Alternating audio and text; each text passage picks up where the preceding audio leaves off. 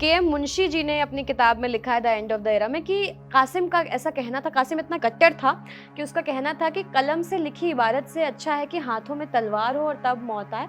इतना कट्टर कैरेक्टर जब आपको प्ले करना होता है तो एक एक्टर की तैयारी क्या होती है? अगर आप मुझसे मिली होती भावना उस वक्त तो शायद आप मेरी पैराफेरी में एंटर ही नहीं करती, शायद मेरा ऑरा ही इतना स्ट्रांग होता कि आपको डर लगता मुझसे। शुक्र है मैं कासिम रिजवी से नहीं मिली, मैं राज से मिली ताकि मैं सवाल पूछ पा रही हूँ। गनीमत है। कुडूर सर, 2022 में आपको इंस्पिरेशन मिली जनवरी में जी। फिल्म बन के आ रही है 2024 में, कुछ वक्त बाद इलेक्शंस हैं, क्या ये सब कुछ मिला जुला है या फिर नहीं, 60,000 रेप्स हुए, 2 लाख मर्डर्स हुए और कितने की बहुत सारे और दूसरे घटना हुए। सुनने में ये भी आया है कि आपने तमाम और एक्टर एक्ट्रेसेस को अप्रोच किया था पर उनकी तरफ से मना कर दिया गया था। कौन कौन थे वो लोग, कुछ जरा सर? फिर एज एन एक्टर आप लोगों के लिए क्या चैलेंज नहीं होता कि अगर आप लोग ऐसे कोई कैरेक्टर प्ले करते हैं, ऐसी फिल्म का पार्ट बनते हैं, तो एक दूसरा समुदाय जो हो सकता है आपके फैंस हो वो आपसे खफा हो जाएंगे? इतना बड़ा सिनेमा बना रहा हूँ तो एक अच्छा फेस होना ना मार्केट के लिए। कोई नहीं आया मार्केट का वो सिनेमा में एक्ट करने, हर एक आदमी डरते हैं। किससे डरते हैं समझ में नहीं आता। तो आपकी जिम्मेदारी है कि मेरे लिए सिक्योरिटी अरेंज करो, ब्लैक कमांडोज रखो मेरे लिए। अच्छा, एक चीज मैं आपसे पूछना चाहूंगा, मैं आपके इंटरव्यू में बोलूं कि मैं यहाँ पे टांग रख के इंटरव्यू दूंगा तो आप ये देखेंगे कि राज अर्जुन ने ऐसी बदतमीजी की आपकी, आप ये जोड़ेंगे कि राज अर्जुन जो एक हिंदू है उसने की? बताइए। आज में कंगना आई थी आई थिंक, जी, और आप जी। उनसे मिली थी तो बीजेपी ज्वाइन कर ली है। आप में से कौन अगला पॉलिटिक्स ज्वाइन करने वाला है? आपको डेथ थ्रेट्स मिले आई थिंक। यस। रजाकार, अगर आप एंटरटेनमेंट वर्ल्ड में एक्टिव हैं तो आपको पता होगा कि ये एक फिल्म आ रही है, और अगर आप पॉलिटिक्स में एक्टिव हैं तो आपने हाल ही में देश के पीएम नरेंद्र मोदी जी के मुंह से ये एक शब्द सुना होगा, तेलंगाना में उन्होंने इस बात का जिक्र किया था। पूरी कास्ट इस फिल्म की हमारे साथ है। Welcome to NT live and welcome to our channel first of all. Thank you. Razakar movie जो है उसके बारे में मैंने काफ़ी कुछ पढ़ा और तब जाके मुझे बहुत सारी ऐसी बातें पता चली जो मुझे नहीं पता थी, जैसे कि हैदराबाद पहले भारत में नहीं था, या ऐसी कोशिशें की जा रही थी कि उसे एक इस्लामिक राज्य, एक अलग देश बनाया जाए या उसे इंडिया से अलग किया जाए। क्या कुछ फिल्म में दिखाया जाने वाला है? पहले तो मैं थोड़ा सा जानना चाहूँगी ताकि हमारे दर्शकों को एक क्लैरिटी मिल जाए। ये फिल्म रजाकार जैसे अपने ये जो पीरियड है ये आखिरी निज़ाम था जिसके ये सोल्जर्स थे। ये सोल्जर्स जो थे वो बहुत ही मतलब उन्होंने अत्याचार किया था और निज़ाम के होते हुए किया था। तो ये बेसिकली रजाकार ये हैं, and how towards the and they were finished. और उसमें बहुत बड़ा हाथ था सरदार पटेल का। जी। वो वहाँ गए, कैसे बाकी और भी बहुत से लोग थे जिन पे अत्याचार हुआ था, डिफरेंट डिफरेंट ग्रुप्स के थे, अलग अलग लोग आए, फिर एंड में ये बेसिक कहानी ये है। बेसिक कहानी ये है, ठीक है। सरदार वल्लभ भाई पटेल जी ने भी उस वक्त ये कहा था कि हैदराबाद एक आज़ाद भारत के पेट में कैंसर की तरह होगा अगर उसे साथ में ना लाया गया तो। आपकी ये डेब्यू फिल्म है अनुश्रिया मेरे ख्याल से, जब आप जो first is always special basically, तो जब आप ये फिल्म साइन कर रही थी, इसकी कहानी आपने सुनी देखी, तो क्या कुछ आपको एडवाइजेस दी गई बाहर से, घर से, कि ये फिल्म करनी चाहिए या नहीं करनी चाहिए? कुछ रीजंस हो सकते हैं। एडवाइस मैंने सिर्फ हमारे प्रोड्यूसर गुडू नारायण रेड्डी जी की बात सुनी और उनका इंटेंशन समझाई मूवी के पीछे। इतना that faith in that idea कि एक लार्जर ऑडियंस के सामने ये एक स्टोरी लानी है और अपने भारत की कहानी है। और me being, I was preparing for civil services, I was in Delhi that time and I never knew कि रजाकार जैसा कुछ एक मैंने नाम तक नहीं सुना था। तो first of all I felt very ashamed कि how can being somebody who is so academically inclined not know about this, and why आज स्टैचू ऑफ यूनिटी है अगर बड़ौदा में तो उनका क्या महत्व है। तो after listening to this particular incidents मेरे को बहुत अंदर से आई फेल्ट लाइक कि it's a big opportunity for me, even if मैं एक छोटा किरदार इसमें निभाऊँ या कुछ कैसा भी किरदार, लेकिन it's a huge opportunity for me because I am being a part of such a production जो लोगों की आंखें खोलने वाला है. So it was a great honour for me. मेरे ख्याल से आप निज़ाम की वाइफ का जी, कैरेक्टर प्ले कर yes. रही हैं. इस कैरेक्टर की क्या-क्या कैरेक्टरिस्टिक्स हैं और क्या कुछ प्रिपरेशन करनी पड़ी थी आपको? ये कैरेक्टर बहुत ही एक सेंसिटिव कैरेक्टर है. इसमें एक मैंने पर्टिकुलरली ये कैरेक्टर क्यों था, there are lot of women in this who are playing significant characters. और हर एक वुमेन ने अपने क्लास की एक पीड़ा दिखाई है. वैसे ही निज़ाम की वाइफ की भी पीड़ा थी कि be somebody who is so powerful still was so defenceless. She was शुरू से वो completely against the decisions of Nizam and what Qasim Razvi was doing under him. And she knew that she was well aware कि क्या हो रहा था, खासकर women के against in the community was happening. But still वो कुछ कर नहीं पा रही थी इस बारे में. तो वो कैरेक्टर बहुत ही एक मुस्लिम ऑर्थोडॉक्स फैमिली से होते हुए भी she cannot open up her voice much. So it was a very challenging character. So I took 2 to 3 months of method training for this particular character, and it was a very overwhelming experience throughout. Okay, Raj sir आप पे आते हैं और आपसे सवाल करते हैं. कासिम रिजवी का कैरेक्टर आप प्ले कर रहे हैं और कासिम रिजवी रज़ाकार जो समूह था, आई थिंक उसका लीडर था और MIM का प्रेसिडेंट था. KM मुंशी जी ने अपनी किताब में लिखा है the end of the era में कि कासिम का ऐसा कहना था, कासिम इतना कट्टर था कि उसका कहना था कि कलम से लिखी इबारत से अच्छा है कि हाथों में तलवार हो और तब मौत आए. और वो ये खुद को गजनवी का नस्ल बताता था और कहता था कि इस तरीके से बेसिकली रज़ाकारों को संबोधित करता था. इतना कट्टर कैरेक्टर जब आपको प्ले करना होता है तो एक एक्टर की तैयारी क्या होती है? कुछ नहीं, कॉस्ट्यूम स्टाइलिश जो है वो कपड़े बनवा देते हैं हम सिर्फ लोग, कॉस्ट्यूम से तो अगर वो होता तो क्या ही बात थी. और हम पहन लेते हैं और चले जाते हैं और डायलॉग बोल देते हैं, बात खत्म हो जाती इतना है. इजी तो नहीं होता है. Great actor he is. He So very is. easily How he took it. humble he is. How humble. नहीं, इस प्रोसेस पे बहुत लोग बात कर चुके हैं और बड़े बड़े विद्वान, बड़े बड़े एक्टर्स इस प्रोसेस पे बात कर चुके हैं. ओवर द टाइम आप अपनी एक प्रोसेस डेवलप करते हो. बहुत सारे मेथड हैं एक्टिंग के और उसमें आप अपना कंफर्ट चुन लेते हो. और इस तरह के जो ब्रूटल कैरेक्टर होते हैं वो करने के लिए उनके अंदर जाए बिना काम चलता नहीं है. आपको उस सोल के अंदर जाना पड़ता है, आपको महसूस करना होता है, आपको एक्ट नहीं करना होता है, वो बनना होता है. और वो बनने के लिए आपको उसको ओढ़ना, खाना, सोना, पीना वही करना होता है. तो मैं अगर तब के टाइम पे अगर आपसे बोलूं कि मैं कासिम रिजवी एक्ट कर रहा हूं तो फिर मैं कर ही नहीं रहा हूं, मैं उसको जी रहा था और वही मेरा काम है. और उसके लिए जितनी तैयारी बन पड़ती है, जितनी जो मटीरियलिस्टिक बाहर अवेलेबल है गूगल पे, यूट्यूब पे और बुक्स में आपने जो रेफरेंस दिया उस पर, उसके अलावा मैंने कुछ 3-4 किताबें पढ़ी और उसके अलावा जो टॉप ऑफ दैट काम करता है वो आप कितने सेंसिटिव हैं, आप भावनात्मक रूप से आप इमोशनल जर्नी को कितना इमेजिनेशन के लेवल पे ले जा सकते हैं और कितना उसको सच्चाई के साथ होल्ड कर सकते हैं. एक्टर का काम ही यह है कि अगर झूठ भी बोल रहा है तो इतने कन्विक्शन के साथ बोले कि सामने वाले को बिलीव हो जाए. और ये कैरेक्टर तो हिटलर, सद्दाम हुसैन और जितने भी ब्रूटल हमारी हिस्ट्री में लोगों का नाम लिया जाता है उसके बिल्कुल सिमिलर है. तो मुझे बहुत खपाना पड़ा अपने आप को, बहुत जान लगानी पड़ी, बट इसी में मुझे मज़ा आता है और यही मेरा काम है और उसी से मैं एक्साइटेड हो जाता हूँ और चार्ज हो जाता हूँ. वो कट्टरता कहीं राज के अंदर तो नहीं आ गई? वो मेरे ही अंदर है, मेरे सारे रूप मेरे ही अंदर हैं. जो लोग बोलते हैं ना कि एक ही पर्सनालिटी को लेके चलते हैं कि मैं बड़ा अच्छा आदमी हूँ, ये हूँ, वो हूँ, वो मुझे बहुत फॉल्स लगता है. ये जो नेगेटिविटी है, ये जो ब्रूटलनेस है, वो कहीं ना कहीं मेरे अंदर है, तभी तो मैं उसको इमोट कर पाया हूँ, तभी तो मैं उसको निकाल पाया हूँ. वो दबी रहती है. हम जिस तरह के रोल्स को करते हैं वो हमारे अंदर से ही निकलती हैं. वो भावनाएं, उसको हमें ऊपर लाना होता है और बाकी जो अच्छाइयाँ हैं उसको दबाना पड़ता है उस वक्त के लिए.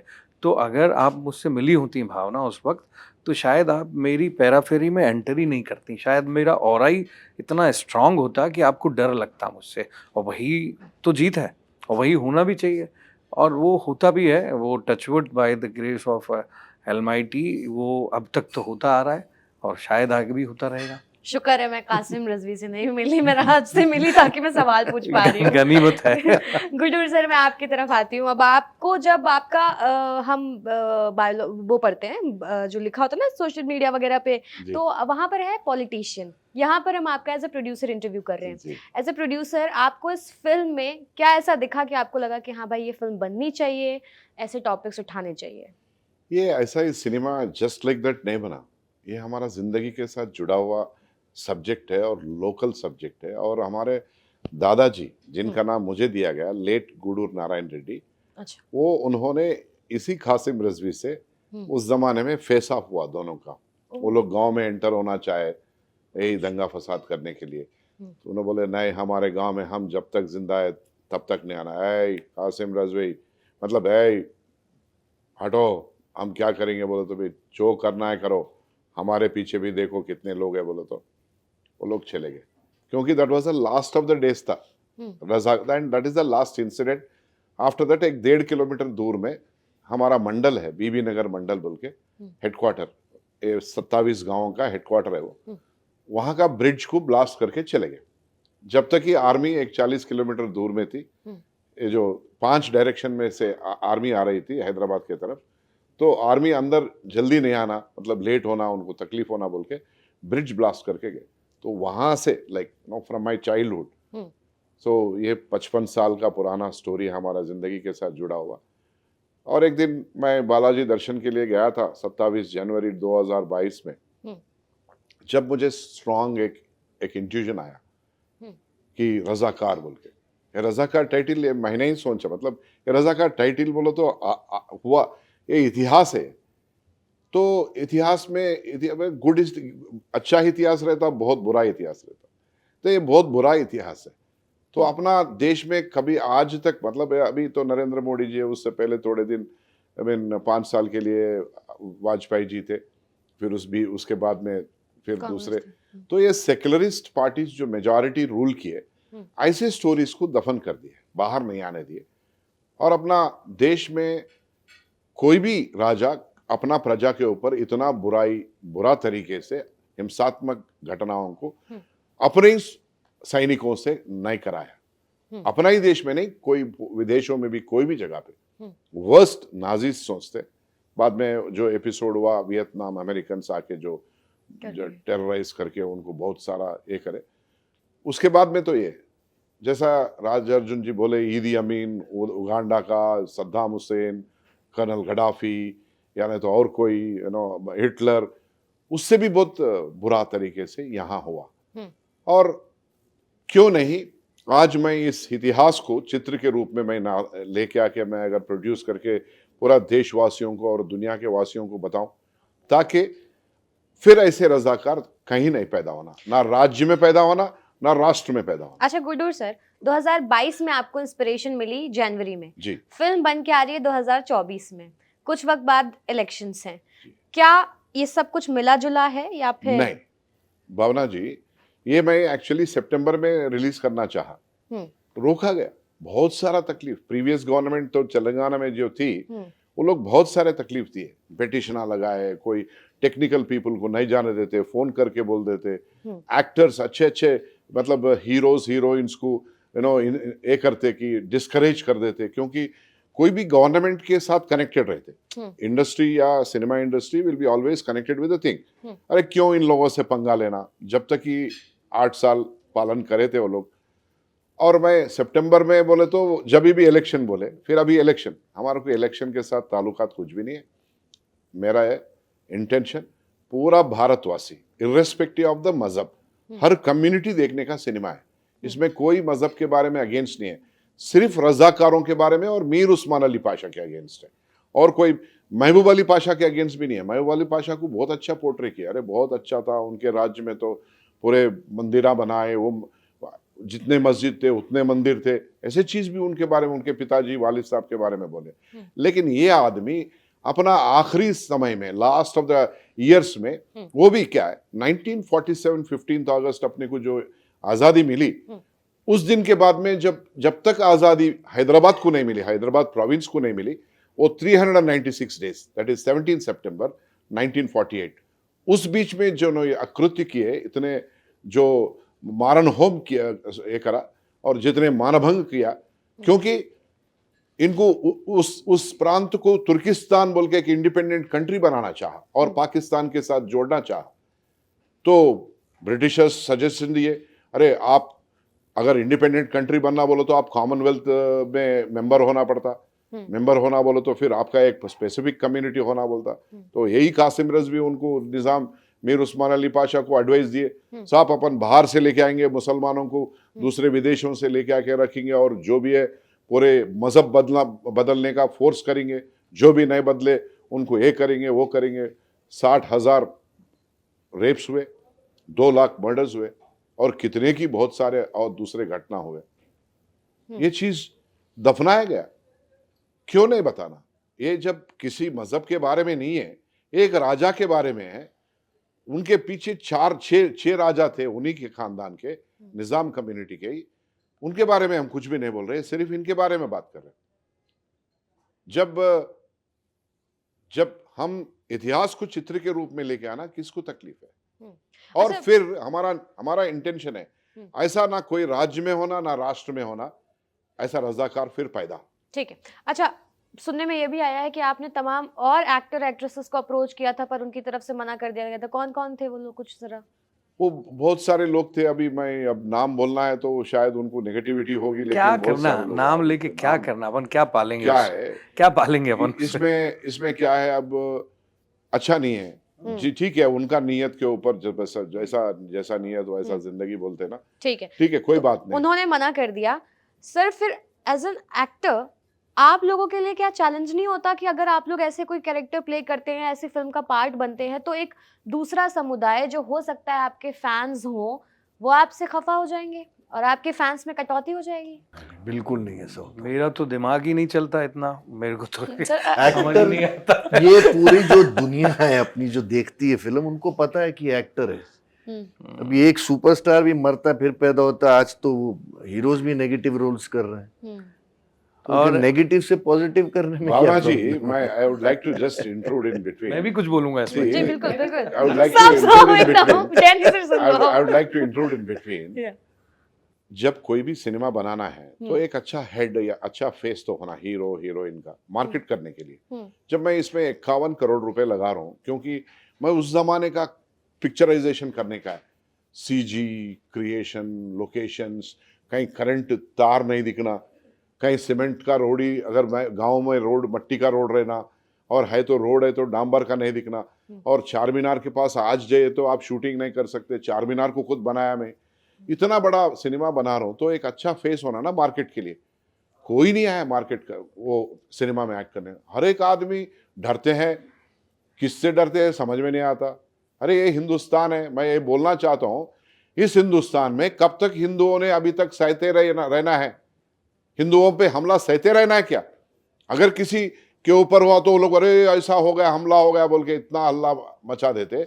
जब ये हिंदुओं पे उस राजा ने किया, उस दिन मजहब बदलने की जबरदस्ती किया, नहीं बदले तो मार दिया, नहीं तो मानभंग किया। मैं ये सिनेमा को निकाल के अगर प्रजा के सामने लाया तो किसको क्या तकलीफ है? किसको क्या तकलीफ है? Raj sir, on a lighter note I will like to say, अरे मैंने तो इतना सोचा ही नहीं था कि इतना रिस्की है, इतना कंट्रोवर्सी होगी या मेरी जान पे खतरा हो जाएगा। तो आप पे अब आपकी जिम्मेदारी है कि मेरे लिए सिक्योरिटी अरेंज करो, ब्लैक कमांडो रखो मेरे लिए, ताकि सिक्योरिटी हो। I will have a good feeling also कि मुझे बचाया जा रहा है। This is एनीवे, a देखिए film, जो होना है well वो- made film and people should watch it like a film. अच्छा, एक चीज मैं आपसे पूछना चाहूंगा, मैं आपके इंटरव्यू में बोलूं कि मैं यहाँ पे टांग रख के इंटरव्यू दूंगा, तो आप ये देखेंगे कि राज अर्जुन ने ऐसी बदतमीजी की, आप ये जोड़ेंगे कि राज अर्जुन जो एक हिंदू है उसने की? बताइए, आप बोलेंगी राज अर्जुन ने बदतमीजी की, हाँ। तो सिंपल है, कासिम रिजवी ने बदतमीजी की, वैसे जोड़िए ना। कासिम रिजवी जो एक मुस्लिम है, क्यों जोड़ रहे हैं? और उसका खुद का राजा को भी खराब कर दिया। और खुद के राजा को मैनिपुलेट किया उसने। मीर उस्मान अली खान ने आखिरी में डायलॉग बोला है कि मेरे से गलती हो गई कि मैंने लायक अली खान और कासिम रिजवी की बातों में आके मैनिपुलेट कर लिया। इसी बीवी के सामने बोलते वो राजा। सिंपल है। तो इसको हम कास्ट से ना जोड़ें, हिंदू मुस्लिम से ना जोड़ें, ये सिनेमा है, सिनेमा के एक्सप्रेशन को लीजिए और जिंदगी को जीजिए, 3 घंटे उसके enjoy इतना कीजिए। ब्यूटीफुल मूवी है। अगर कोई भी ऑल मजहब वाले, अगर हिंदू, क्रिश्चियन, मुस्लिम, पूरे जो भी जितने भी देखते हैं, they will really enjoy the Yeah. Grip of the movie. हाँ, जो ये ऐसे ग्रिप ऑफ द बार-बार मूवी बोल रहे है, हैं मैं वो। बोल रहा हूँ, चैलेंज के साथ बोलता हूँ, एक गए सो 6 महीने में कोई ऐसा सिनेमा नहीं आया और आने वाला 6 महीने में ऐसा सिनेमा नहीं आया। उतना ब्यूटीफुल है। अनुश्री, आप और कुछ first rule as an actor, you have to be politically neutral. आप कैरेक्टर देखते हैं, आप स्टोरी लाइन देखते हैं, आप उस पर बिलीव करते हैं, you go ahead with it and you perform. So as an actor your job is कि आप उस कैरेक्टर को जस्टिफाई करें। And I don't think any star cast की जरूरत भी थी। I think people and everyone, all the actors justified their character, and that's what, you know, this makes this movie very historic. ठीक काम किया है ना मैंने। ट्रेलर लॉन्च में कंगना आई थी आई थिंक, जी, और आप जी। उनसे मिली थी। आपने जी। मेरी तस्वीर देखी इंस्टाग्राम जी, पर, जी। अब उन्होंने तो बीजेपी ज्वाइन कर ली है। आप में से कौन अगला पॉलिटिक्स ज्वाइन करने वाला है? फिलहाल तो नहीं, फिलहाल काम कर लें बस अभी तो सर, ये आपको डेथ beginning थ्रेट्स मिले आई थिंक? यस यस कहाँ, कौन, कैसे, क्या? डिफरेंट मेरी मीडियम ये पता होता अब तक तो अंदर कर दिया होता उसको। पता होता तो पकड़ के डलवा देता था। लेकिन वाकई में सोशल मीडिया के जरिए से मिल रहे हैं आपको? होता है हाँ, ऐसा। सोशल मीडिया के जरिए बहुत सारे मिले। ये कोई ऐसे वैसे लोग आए, भारत माता का पुत्र बन के मैं सिनेमा निकाला। मैं किससे डरूं? मैं किसी से डरता नहीं। सिर्फ डरा तो भगवान से डरता हूँ, माता पिता से, हमारा गुरु से और हमारा नेता से। अगर डरा तो हमारा नेता इतना बड़ा, इस दुनिया का ही बड़ा भाई है, उसका छोटा भाई हूँ। मेरे को क्या करता कोई? कुछ भी नहीं कर सकता, कोई कुछ नहीं कर सकता। ये धमकी दिए तो हम चमकने वाले नहीं है ना। ऐसा ऐसा ऐसा काम के बैठ के बस दरवाजे के अंदर से बाहर मुंडी बाहर लगाने का वो ताकत भी नहीं, वैसा नहीं। हम कहीं पूरा दुनिया घूमेंगे, हम देखेंगे कौन क्या करता। ठीक है राज, आपसे मेरा आखिरी सवाल है, उसके बाद मैं खत्म करूंगी ये इंटरव्यू। 370 में हमने आपको देखा, रज़ाकार में हम आपको देख रहे हैं। आपको एंटरटेनमेंट लाइट फिल्मों में देखेंगे, या फिर हम बस ये मान लें कि जो सच्ची घटनाओं पर आधारित होंगी, जो मैसेजेस देंगी, वही फिल्में अब आप करने वाले हैं? बहुत अच्छा सवाल किया आपने जाते जाते। मुझे ना मीनिंगफुल, सार्थक, सेंसिबल फिल्मों से बहुत लगाव है, और मुझे वो कैरेक्टर करने में मज़ा आता है जिसमें मुझे अंदर जाना पड़े। मुझे अपने आप को परेशान करना, हिलाना, चैलेंजेस देना में मज़ा आता है। मुझे वो रूखे सूखे रोल करने में फ़िलहाल कोई उत्साह नहीं है, बट एंटरटेनमेंट ही मेरा उसी माध्यम में ज़िंदा रहने के लिए मैं आया हूँ। तो इस तरह की फिल्मों से मुझे बिल्कुल कोई परहेज़ नहीं है। ये मैं डिसाइड नहीं कर सकता भावना, ये मेकर्स डिसाइड करेंगे, और वो मुझे जिस जिस रोल के लिए अप्रोच करते रहेंगे, अगर उसमें मुझे लगेगा कि मैं जुड़कर कुछ मीनिंगफुल कर सकता हूँ उसमें, तो ज़रूर करूँगा। मैं ओपन हूँ हर कुछ करने के लिए, हर कुछ। We would love to see you in a character। आप बाइक में हैं, किसी लड़की को घुमा रहे हैं, मैं रोज बहुत दे अच्छा रहे हैं। करूँगा वो सब भी। मैं वो भी कन्विक्शन के साथ करूँगा, बहुत अच्छा। चलिए, मतलब ये फिल्म बहुत जल्दी रिलीज होने वाली है। आई थिंक साउथ लैंग्वेजेस में हो गई है, बट हिंदी में बहुत हिंदी जल्दी, मराठी में बहुत जल्दी होगा। बहुत जल्दी रिलीज होने वाली है। और बजाय इसके कि आप धर्म के या राजनीति के चश्मे से इस फिल्म को देखें, अच्छा होगा कि इस फिल्म को जानकारी के लिए देखें, इस फिल्म को एज अ फिल्म देखें, और बिना एजेंडा बनाए इस फिल्म को आराम से, ध्यान से, परिवार के साथ देखिए। और बाकी इंटरव्यू अगर आपने देख लिया है तो बस कमेंट्स में अपना फीडबैक दीजिए। तमाम अपडेट्स के लिए बने रहिए ENT लाइव के साथ। Thank you for Thank watching. you, Thank you thank so you, much. Bhavna, Thank you thank so you. much. Thank you so much.